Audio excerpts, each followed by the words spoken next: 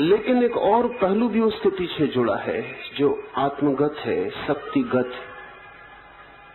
उसे मैं काम ऊर्जा या आत्म ऊर्जा या जो भी हम नाम देना चाहें दे सकते।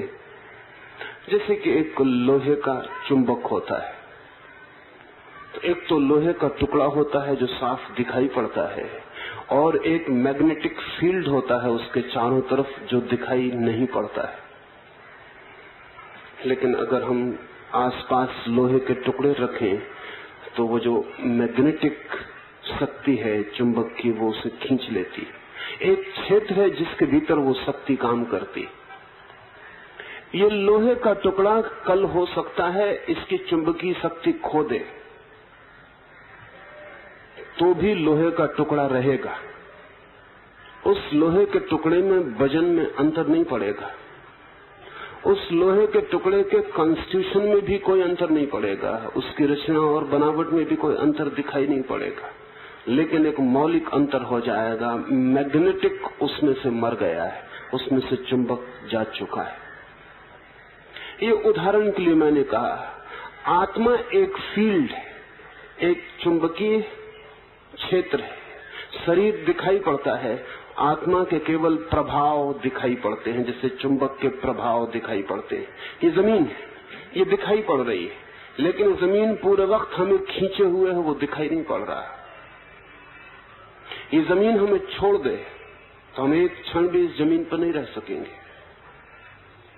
अंतरिक्ष में जो यात्री यात्रा कर रहे हैं, उनके लिए अंतरिक्ष की यात्रा में जो सबसे ज्यादा कठिन बात है वो यही है कि जैसे ही 200 मील जमीन के मैग्नेटिक फील्ड को छोड़कर उनका यान ऊपर जाता है, वैसे ही जमीन की चुंबकीय शक्ति विदा हो जाती।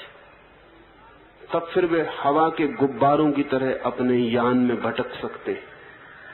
अगर उनकी पट्टियां छोड़ दी जाएं उनकी कुर्सियों से, तो जैसे गैस भरा हुआ गुब्बारा मकान की छत को छूने लगे, ऐसे ही वे भी यान की छत को छूने लगेंगे। ये जमीन हमें खींचे हुए है, लेकिन उसका हमें पता नहीं चलता, क्योंकि वो दिखाई पड़ने वाली बात नहीं है। जो दिखाई पड़ता है वो जमीन है, जो नहीं दिखाई पड़ता वो उसका ग्रेविटेशन। जो दिखाई पड़ता है वो शरीर है, जो नहीं दिखाई पड़ता वो मनस और आत्मा है।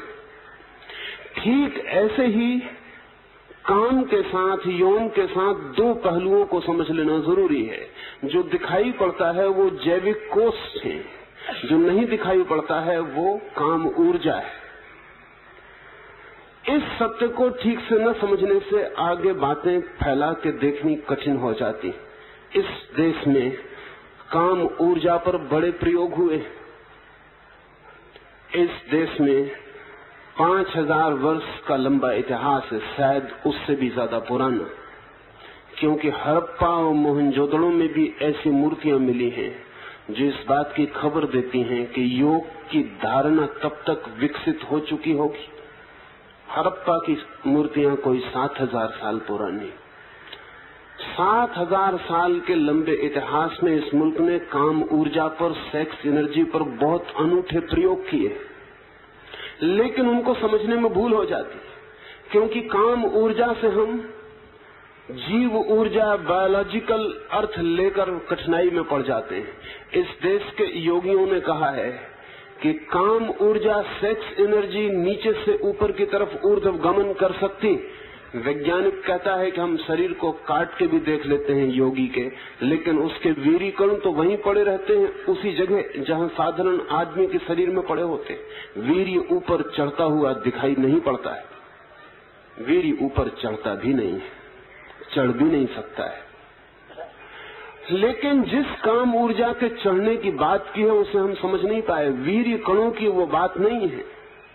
वीर्य कणों के साथ एक और ऊर्जा जुड़ी हुई है जो दिखाई नहीं पड़ती। वो ऊर्जा ऊपर ऊर्ध्वगमन कर सकती। और जब कोई व्यक्ति यौन संबंध से गुजरता है तो उसके जैविक परमाणु तो उसके शरीर को छोड़ते ही हैं, साथ ही उसकी काम ऊर्जा, उसकी सेक्स एनर्जी भी उसके शरीर से बाहर जाती। वो सेक्स एनर्जी आकाश में खो जाती और काम यौन कण नए व्यक्ति को जन्म देने की यात्रा पर निकल जाते हैं। संभोग के क्षण में दो घटनाएं घटती हैं, एक जैविक और एक साइकिक। एक तो जीव शास्त्रीय दृष्टि से एक घटना घटती है, जैसे कि बायोलॉजिस्ट अध्ययन करता है, वो वीर्य कण का स्खलन। वो वीर्य कण का यात्रा पर निकलना है अपने विरोधी कण की खोज में, जिससे कि नए जीवन को वो जन्म दे पाए। और एक दूसरी घटना है जिसकी योग खोज करता है। वो दूसरी घटना है इस कृत्य में साथ ही मनस की शक्ति भी स्खलित होती है, वो तो सिर्फ शून्य में खो जाती। इस मनस शक्ति को ऊपर ले जाने के उपाय, और जब वीर्य के ऊर्ध्वगमन की बात कही जाती है तो कोई भूल के ये न समझे, कोई शरीर शास्त्री, कोई डॉक्टर भूल के ये न समझे कि वो वीर्य कणों के ऊपर ले जाने की बात है। वीर्य कण ऊपर नहीं जा सकते, उनके लिए कोई मार्ग नहीं है शरीर में। सहस्त्रार तक, मस्तिष्क तक पहुंचने के लिए कोई उपाय नहीं है उनका। जो चीज जाती है वो ऊर्जा है, वो मैग्नेटिक फोर्स है जो ऊपर की तरफ जाती है। ये जो मैग्नेटिक फोर्स है, इसके ही नीचे जाने पर वीर्य कण भी सक्रिय होते हैं। बच्चा जब पैदा होता है, लड़की जब पैदा होती है, तब वे अपने यौन संस्थान को पूरा का पूरा लेकर पैदा होते हैं। स्त्री तो अपने जीवन में जितने रजकणों का उपयोग करेगी, उन सबको लेकर ही पैदा होती है। फिर कोई नया रजकण पैदा नहीं होता। कोई 3 लाख छोटे अंडों को लेकर स्त्री पैदा ही होती है, बच्ची पैदा ही होती। एक दिन की बच्ची के पास भी 3 लाख अंडों की सामग्री मौजूद होती। इसमें से ज्यादा 200 अंडे जीवन लेने के लिए तैयार होकर उसके गर्भाधान तक पहुंचते हैं। उनमें से भी 10-12, ज्यादा से ज्यादा 20 सक्रिय और सफल जीवन में उतर पाते हैं। लेकिन 13 या 14 साल तक इस लड़की को भी इस सारे की सारी व्यवस्था का कोई पता नहीं चलेगा। उसका शरीर पूरा तैयार, लेकिन अभी उसकी काम ऊर्जा उसके अंडों तक नहीं पहुंची। 13 और 14 साल में जब उसका मस्तिष्क पूरा विकसित होगा, तब मस्तिष्क काम ऊर्जा को नीचे की तरफ भेजेगा, और मस्तिष्क की सूचना मिलते ही उसका सेक्स यंत्र सक्रिय होगा। और इससे उल्टी घटना भी घटती है।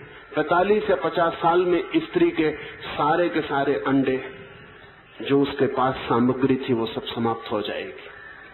उसके बायोलॉजिकल सेक्स का अंत हो जाएगा, लेकिन उसके मन की ऊर्जा अभी भी नीचे उतरती रहेगी। इसलिए 70 साल की बूढ़ी स्त्री भी कामातुर हो सकती, यद्यपि उसके शरीर में अब काम का कोई उपाय नहीं रह गया, अब काम का कोई जैविक अर्थ नहीं रह गया, उसकी बायोलॉजिकल बात समाप्त हो गई। पुरुष भी 90 साल का बूढ़ा हो जाए, तब भी उसकी काम ऊर्जा उसके चित्त से उसके शरीर के नीचे हिस्सों तक उतरती रहती, वही काम ऊर्जा उसे पीड़ित करती रहती। यद्यपि शरीर अब सार्थक नहीं रह गया, लेकिन मन अभी भी कामना किए चला जाता है। ये मैं इसलिए कह रहा हूं ताकि हम समझ सकें कि 14 या 13 साल तक जब तक मस्तिष्क से सूचना नहीं मिलती, और अब तो बायोलॉजिस्ट भी इसको स्वीकार कर रहे हैं, वो भी इस बात को स्वीकार करते हैं कि जब तक मस्तिष्क से ऑर्डर नहीं मिलता शरीर को, तब तक सेक्स यंत्र सक्रिय नहीं होता है।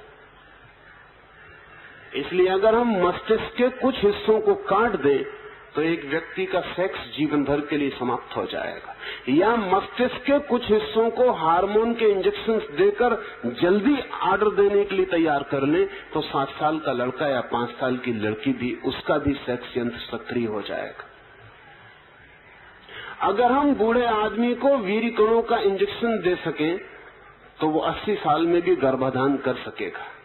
अगर हम स्त्री के ओवरी में अंडे रख सके 90 साल की स्त्री के, तो भी गर्भाधान हो जाएगा, क्योंकि काम ऊर्जा तो प्रवाहित हो रही है, सिर्फ उसका बॉडीली पार्ट, उसका शारीरिक हिस्सा समाप्त हो गया है।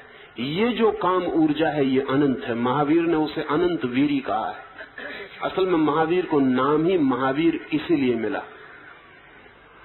महावीर उन्हें नाम ही इसलिए मिला कि उन्होंने कहा कि ये अनंत वीर्य, अनंत वीर्य से अर्थ जैविक वीर्य से नहीं, सीमेन से नहीं, अनंत वीर्य से अर्थ उस काम ऊर्जा का है जो निरंतर मन से शरीर तक उतरती है।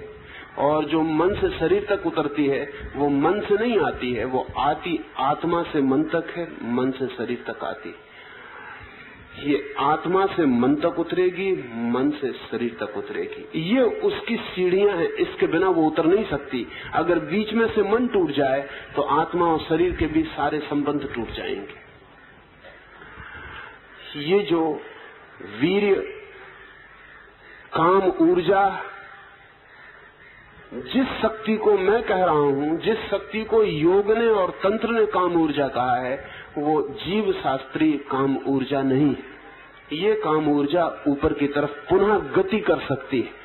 और अगर किसी वृद्ध में भी ये काम ऊर्जा ऊपर की तरफ गति कर जाए तो उसकी जिंदगी उतनी ही सरल और इनोसेंट और निर्दोष हो जाएगी जितने छोटे बच्चे की थी। उसकी आंखों में फिर वही सरलता झलकने लगेगी, उसके व्यक्तित्व में फिर वही भोलापन लौट आएगा जो छोटे बच्चे का था, बल्कि उससे भी ज्यादा। क्योंकि छोटे बच्चे का भोलेपन खतरे से भरा हुआ है, अभी भोलापन उसका नष्ट होगा, अभी उसके भोलेपन के नीचे ज्वालामुखी ददक रहे हैं, तैयार हो रहे हैं, वो भी फूटेंगे। अगर बूढ़े आदमी की काम ऊर्जा वापस लौट जाए तो बच्चे से भी ज्यादा सरल, निर्दोष, इनोसेंस उसकी जिंदगी में उतर आता है। साधुता इस निर्दोषता का नाम है। काम ऊर्जा का ऊर्ध्वगमन साधु की यात्रा है। ये काम ऊर्जा मन से ही संचालित होती है, ये काम ऊर्जा मन का ही संकल्प है। मन की आज्ञा के बिना ये काम ऊर्जा नीचे की ओर प्रवाहित नहीं होती। इसलिए यदि मन को ऐसी व्यवस्था दी जा सके कि वो इस काम ऊर्जा को कम प्रवाहित करे तो व्यक्ति के जीवन में काम कम हो जाएगा, ज्यादा प्रवाहित करे तो ज्यादा हो जाएगा। बहुत ज्यादा मन को आतुर किया जाए तो बहुत ज्यादा हो जाएगा। अमेरिका में विगत 20 वर्षों में लड़के और लड़कियों की प्रौढ़ता की उम्र 2 साल नीचे गिर गई। जहां 13 साल में लड़कियां प्रौढ़ होती थीं, सेक्सुअली मैच्योर होती थीं, वहां 11 साल में होनी शुरू हो गई। अमेरिका के चित्त पर इतने जोर से काम ऊर्जा को आज्ञा देने के सब तरह के दबाव हैं कि ये स्वाभाविक है कि ये उम्र और नीचे गिरेगी। ये 11 से 9 साल भी पहुंच सकती है, ये 7 साल भी पहुंच सकती है, ये 5 साल भी पहुंच सकती है। अगर हम चारों तरफ पूरी हवाओं को कामुक वातावरण से भर दें और अगर चारों तरफ सिवाय काम के और काम को आकर्षित करने के कुछ भी ना हो, अगर हर चीज कामुक सिंबल बन जाए, अगर कार भी बेचनी हो तो अर्धनग्न स्त्री को खड़ा करना पड़े कार के पास, अगर सिगरेट भी बेचनी हो तो स्त्री को लाना पड़े, अगर कुछ भी करना हो तो सेक्स सिंबल को एक्सप्लॉइट करना पड़े, तो चित्त पर स्वाभाविक परिणाम भयंकर होंगे। और चित्त जो आज्ञा 2 साल बाद देता, 2 साल पहले आज्ञा दे देगा। ये प्री मैच्योर आज्ञा है और इसके खतरनाक परिणाम होने वाले। इससे उल्टा भी हुआ है। इस देश में हमने 25 वर्ष तक भी युवक और युवतियों को यौन के जगत से बिल्कुल ही अछूता रखने में सफलता पाई थी, लेकिन उल्टा ही सब किया था। सारी व्यवस्था बदली थी। चित्त आज्ञा न दे इसके सारे उपाय किए थे, चित्त आज्ञा न दे इसकी सारी व्यवस्था की थी। उस तरह के व्यायाम का उपयोग किया था, उस तरह के आसन का उपयोग किया था, उस तरह के ध्यान का उपयोग किया था, उस तरह के मनन और चिंतन का उपयोग किया था, उस तरह के संकल्प और विल पावर का उपयोग किया था जो मन को आज्ञा देने में रोकेगा। और अगर 25 वर्ष तक किसी व्यक्ति के मन को काम ऊर्जा में नीचे उतरने से रोका जा सके तो वो इतने आनंद को अनुभव कर लेता है कि कल अगर वो काम ऊर्जा के जगत में गया भी, अगर वो यौन के जगत में गया भी, तो उसके सामने कंपैरिजन होता है। उसे पता होता है कि जब वो नहीं गया था तब का आनंद और जब गया तब के आनंद में बुनियादी फर्क है। और इसलिए उसका चित्त निरंतर कहता है कि कब मैं वापस लौट जाऊं। इसलिए 25 साल तक जो ब्रह्मचर्य के जीवन में रहा है, वो 50 साल के बाद पुनः सन्यासी की दुनिया की तरफ उन्मुख होना शुरू हो जाए, क्योंकि उसके पास तुलना का उपाय है। आज जब हम किसी व्यक्ति को ब्रह्मचर्य के आनंद की बात कहते हैं तो बात का कोई अर्थ ही नहीं होता, क्योंकि उसे ब्रह्मचर्य के आनंद का कोई भी पता नहीं। वो एक ही सुख को जानता है जो कि उसे यौन से मिलता है। इसलिए ब्रह्मचर्य की बात बिल्कुल ही व्यर्थ मालूम पड़ती, अकाम की बात उसके लिए सार्थक नहीं मालूम पड़ती, वो उसके अनुभव का हिस्सा नहीं है। और मजे की बात यह है कि एक बार ऊर्जा नीचे की तरफ प्रवाहित होनी शुरू हो जाए तो उसे ऊपर की तरफ प्रवाहित करना कठिन हो जाता है। मार्ग बन जाते। अगर आप घर में एक पानी का गिलास लुढ़का दें तो पानी एक मार्ग बना के बह जाएगा, फिर धूप पड़ेगी, पानी उड़ जाएगा, कुछ भी नहीं बचेगा उस जमीन पर, लेकिन पानी के बहने की सूखी रेखा बच जाएगी।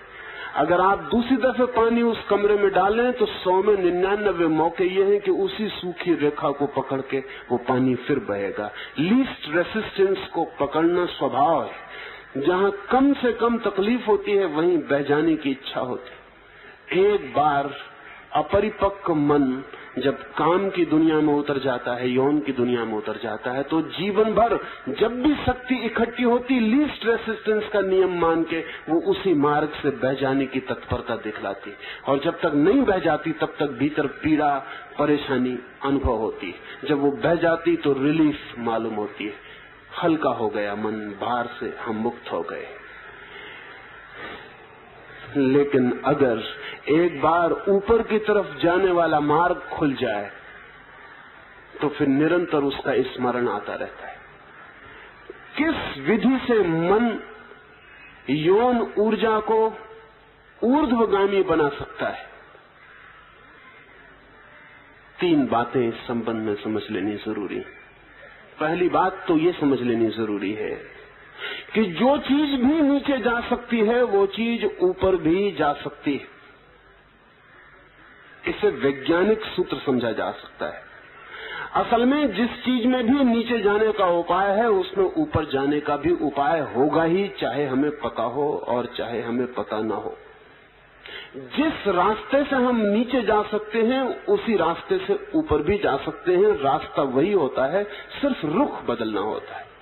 आप यहाँ तक आए हैं जिस रास्ते से अपने घर से, इसी रास्ते से आप घर वापस लौटेंगे। सिर्फ आपकी अभी पीठ घर की तरफ थी, अब मुंह घर की तरफ होगा। कोई दरवाजा ऐसा नहीं है जो बाहर लाए और भीतर न ले जा सके। जिंदगी दोहरे आयाम में फैलती है। अगर ऊर्जा नीचे उतर सकती है तो ऊर्जा ऊपर जा सकती है। इस पहले नियम को मन को ठीक से समझ लेना जरूरी है, क्योंकि जो हो सकता है मन केवल उसी को करने को राजी होता है। मन असंभव की तलाश छोड़ देता है। उसे साफ ख्याल में आना चाहिए कि ये हो सकता है, ये हो सकता है। अगर पहाड़ से पानी नीचे की तरफ गिरता है तो साधारणता तो पहाड़ से पानी नीचे की तरफ गिरता है, ऊपर की तरफ नहीं जाता। हजारों साल तक ऊपर तक ले जाने का हमें कुछ भी पता नहीं था, लेकिन जो चीज नीचे आ सकती है वो ऊपर भी जा सकती है। अब हम पहाड़ों से भी ऊंचाई पर पानी को पहुंचा सकते हैं, क्योंकि जिस नियम से पानी नीचे आता है उस नियम के विपरीत प्रयोग करने से पानी ऊपर चढ़ जाता है। यौन ऊर्जा नीचे की तरफ सहज आती है, प्रकृति की तरफ से आती है। अगर किसी मनुष्य को उस ऊर्जा को ऊपर ले जाना है तो सहज नहीं होगा, ये प्रकृति की तरफ से नहीं होगा, ये संकल्प से होगा, ये विल से होगा, ये मनुष्य के प्रयास, मनुष्य की आकांक्षा और अभीप्सा और श्रम से होगा। मनुष्य को इस दिशा में श्रम करना पड़ेगा, क्योंकि प्रकृति से उल्टी दिशा में बहना पड़ेगा। नदी में अगर नीचे की तरफ बहना हो, सागर की तरफ, तब तैरने की कोई भी जरूरत नहीं। तब हम हाथ पैर छोड़कर सागर की तरफ बह जा सकते हैं। नदी ही सागर की तरफ ले जाएगी, हमें कुछ भी करना नहीं। लेकिन अगर नदी के मूल स्रोत की तरफ, उद्गम की तरफ जाना हो तो फिर तैरना पड़ेगा, श्रम उठाना पड़ेगा, फिर एक संघर्ष होगा, नदी की धारा से संघर्ष होगा। तो जो लोग भी ऊपर की तरफ जाना चाहते हैं उन्हें दूसरी बात समझ लेनी चाहिए, संकल्प और संघर्ष मार्ग होगा। ऊपर जाया जा सकता है और ऊपर जाने के अपूर्व आनंद है, क्योंकि नीचे जाके जब सुख मिलता है, क्षणिक सही मिलता है, तो ऊपर जाके क्या मिल सकता है उसकी हम कल्पना भी नहीं कर सकते। यौन ऊर्जा नीचे बहकर जिसे लाती है वो सुख है, और यौन ऊर्जा ऊपर उठकर जिसे लाती है वो आनंद है। यौन ऊर्जा नीचे जाके जिसे लाती है वो क्षणिक है, क्योंकि वो घटना ही क्षणिक है। खोने की घटना क्षणिक ही होगी, संग्रहित करने की घटना शाश्वत हो सकती है। नीचे जाके आप खोते, खोने की घटना क्षणिक है, एक क्षण को खोने का क्षण ही सब कुछ। लेकिन ऊपर आप संग्रहित करते हैं, ऊपर रिजर्वायर बनाते हैं, वो रिजर्वायर अनंत हो सकता है, वो रोज बढ़ता जाता है। सुख मिलते ही घटना शुरू हो जाता है, आनंद मिलते ही बढ़ना शुरू हो जाता है, और सुख जब घटता है तो दुख बढ़ता है। इसलिए हर सुख के पीछे दुख की छाया, काली छाया खड़ी होती है, और हर आनंद के पीछे आनंद की और बढ़ती हुई प्रकाशित दुनिया होती। आनंद के पीछे दुख की कोई छाया नहीं होती। आनंद और गहरा होता चला जाता है, क्योंकि संग्रह रोज बढ़ता जाता है, और अनंत संग्रह की संभावना है। दूसरी बात, संकल्प और संघर्ष। संकल्प को थोड़ा समझना उपयोगी है कि संकल्प से क्या अर्थ है और कैसे ये ऊर्जा संकल्प से ऊपर जा सकती है। दो चार उदाहरण दूं, उनसे ख्याल में आ सके। कल ही एक मित्र मुझसे पूछ रहे थे कि मुसलमान रोजे रखते हैं, उपवास करते हैं, जैन, हिंदू उपवास करते हैं, क्रिश्चियन उपवास करते हैं, क्या संबंध है? भूखे रहने से क्या होगा? भूखे रहने से कभी कुछ भी नहीं होता है, भूखे रहने से कुछ हो भी नहीं सकता है। लेकिन ये सारे लोग पागल नहीं है। उनका नहीं कह रहा हूं, जो कर रहे हैं उनमें से अधिक लोग पागल ही होंगे, क्योंकि उन्हें कुछ भी पता नहीं है वो क्या कर रहे हैं। लेकिन जिन लोगों से इन सूत्रों की यात्रा शुरू हुई वे लोग पागल नहीं है। आदमी की जिंदगी में भोजन की आकांक्षा सबसे गहरी है, क्योंकि वो सर्वाइवल के लिए, बचने के लिए सबसे जरूरी चीज। आदमी प्रेम छोड़ सकता है भोजन के लिए, माँ बच्चे को काट सकती है भोजन के लिए। बंगाल के अकाल में माओं ने अपने बच्चे बेच दिए। पति पत्नी को काट सकता है, बेच सकता है, पत्नी पति को फेंक सकती है। मरने के क्षण में जहां अंतिम स्थिति बचाने की हो जाए, वहां चित्त पूरे जोर से कहेगा अपने को बचाओ, क्योंकि शेष सब फिर से हो सकता है, लेकिन बचना फिर दोबारा नहीं हो सकता। पति फिर मिल सकता है, बेटा फिर पैदा हो सकता है, लेकिन स्वयं के पाने का दोबारा क्या उपाय? इसलिए भोजन सर्वाइवल की गहरी से गहरी आकांक्षा है। अब एक आदमी को महीने भर के लिए भूखा रख दिया है। जब वो भूखा है तब 24 घंटे उसे याद आती है, भोजन करूं, भोजन करूं, भोजन करूं। 24 घंटे उसका शरीर का रोआ रोआ कहेगा भोजन करो। 24 घंटे उसका शरीर चिल्लाएगा भोजन करो। जागते में, सपने में शरीर कहेगा भोजन करो। एक जगह खाली हो गई है, एक बायोलॉजिकल गैप भीतर पैदा हो गया है, शरीर कहेगा भोजन करो। और इसी वक्त वो परमात्मा की प्रार्थना में लगा है। शरीर चिल्ला रहा है भोजन की प्यास, और वो चिल्ला रहा है परमात्मा की प्यास। थोड़ी ही देर में, थोड़े ही समय में, दिन, 2 दिन, 4 दिन, और शरीर की वो जो भोजन की प्यास है कन्वर्ट हो जाएगी और परमात्मा की